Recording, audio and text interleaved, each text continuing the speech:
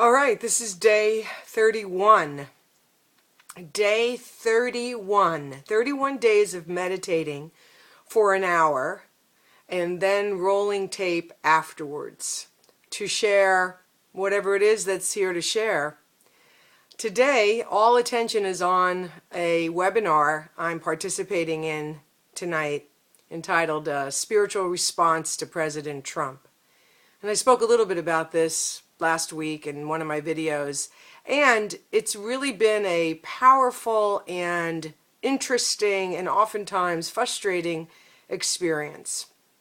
Frustrating because when I begin working in collaboration with someone, especially a friend and a colleague that I've known forever, the collaboration is new and it requires a lot of give and take. And it's really been a fascinating experience working with my beloved friend Camille and watching us both give up a lot of preferences to find the common ground between us that allows us to move forward with the vision that we both have.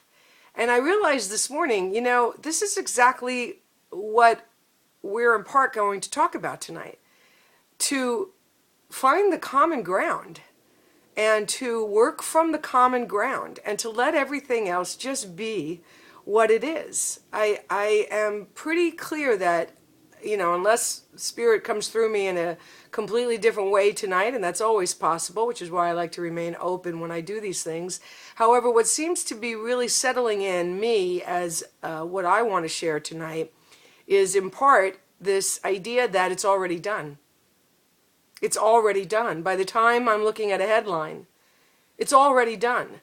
And the question we have to ask ourselves, or at least the question I'm asking myself, is, do I want to use my precious now energy that's not yet done, that's coming through me in this very moment? Do I want to use that to react and to respond and to get emotionally wrapped around the axle about something that has already happened? And this is part of the paradigm shift, and this is part of the mental shift that I'm wanting to bring to this discussion tonight, because I'm in the process of doing it myself. I have in no way mastered this at all, but I'm aware of it and I'm working with it. So, the other thing is I have to say, I looked back on my video the other day, and I'm not sure which eye it is, but one eye is definitely different than the other eye, and I can kind of see that peripherally right now. And I love all my eyes.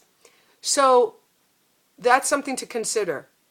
Are we reacting and responding to what's already done in any area of our lives? Or are we choosing to use the moment and the creative, fresh energy that's coming through us, that's never come through us before, to be a part of a solution?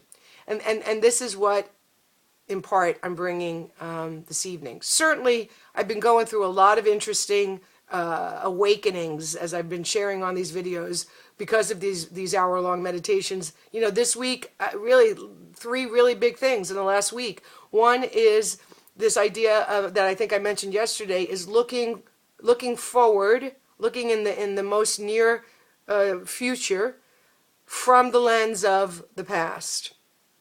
What I've done, how I've done it, and who I've been in that doing this, looking through that to measure my success, coupled with a deep-seated belief that knowing is the formula to success.